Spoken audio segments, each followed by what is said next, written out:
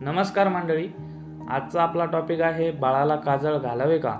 तर आपण बदलत्या कलियुगाचा जर अभ्यास केला तर आपल्या लक्षात येईल मागील बऱ्याच प्रथा आता या खंडित झालेल्या आहेत। यामागे दोन कारणं आहेत, ते म्हणजे आताच्या जनरेशनच्या ते क्षमतेच्या बाहेर असणे आणि दुसरं म्हणजे विज्ञानाने मानवी जीवन बदलायला भाग पाडलेला आहे। तर तसंच काहीतरी आज या टॉपिक विषयी आहे।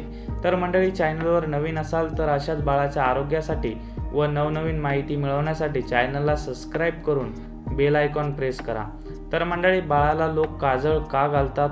तर त्यांचा हा पारंपरिक अभ्यास आहे, तो म्हणजे आता मी तुम्हाला सांगणार आहे। काजळामुळे बाळाचे डोळे चमकदार आणि आकर्षक होतात। काजळ लावल्याने बाळ अधिक काळ झोपते।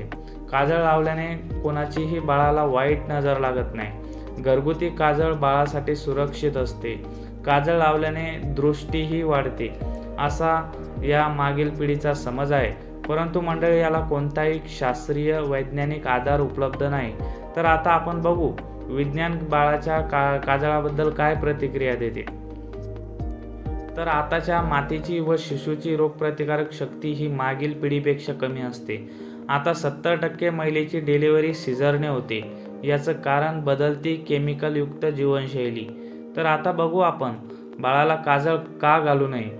बाजारातून विकत घेतलेल्या काजळामध्ये शिशाचे प्रमाण अधिक असते, जे मुलांच्या नाजूक डोळ्यासाठी अत्यंत घातक ठरू शकते। त्यामुळे जंतू संसर्गासोबतच डोळ्यांना खाज सुटणे, लालसरपणा यासारख्या तक्रारी होऊ शकतात। बरेच लोक घरी तयार केलेले काजळ वापरतात, परंतु यात कार्बन असते, याकडे आपण दुर्लक्ष करता कामा नये। डोळ्यात काजळ घालताना मातेचे हात स्वच्छ नसेल तर मुलांच्या डोळ्यांना संसर्ग होऊ शकतो व नखे सुद्धा लागण्याची शक्यता असते, कारण डोळ्याचा भाग हा खूपच नाजूक असतो। काजळाचा एकच बॉक्स 2 किंवा त्यापेक्षा जास्त वेळ वापरल्यास त्यातून संसर्ग पसरण्याचा धोका वाढतो।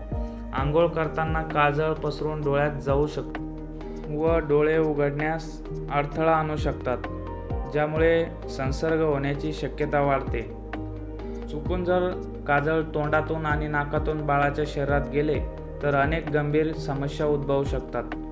काजळामध्ये कोळशात गॅलिनामिनियम, आकारहीन कार्बन, मॅग्नेटाइट आणि जिन्साइट यांचा समावेश असतो। त्यामुळे दीर्घकाळ काजळ घातल्याने समस्या निर्माण होऊ शकतात। तर होणाऱ्या समस्या कोणत्या असेल तर मेंदू आणि मज्जाशी संबंधित समस्या असते। डोळ्यांच्या बुबुळाच्या पुढील भागांना होणारी दगदग असते।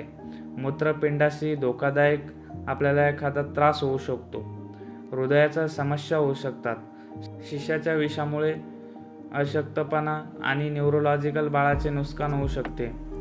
रक्तपेशींना नुकसान होऊ शकते।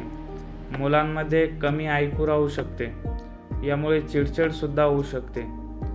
तर मंडळी, काजळ आणि सुरमांमध्ये आढळणारे शिसे केवळ लहान मुलांसाठीच घातक नसून गर्भवती महिलांसाठीही धोकादायक असते। तर मंडळी, बाळांना काजळ लावणे चांगले की वाईट हे तुम्हाला समजलेलंच असेल। व्हिडिओ जर आवडला तर व्हिडिओला लाईक व चॅनलला सबस्क्राईब करायला विसरू नका।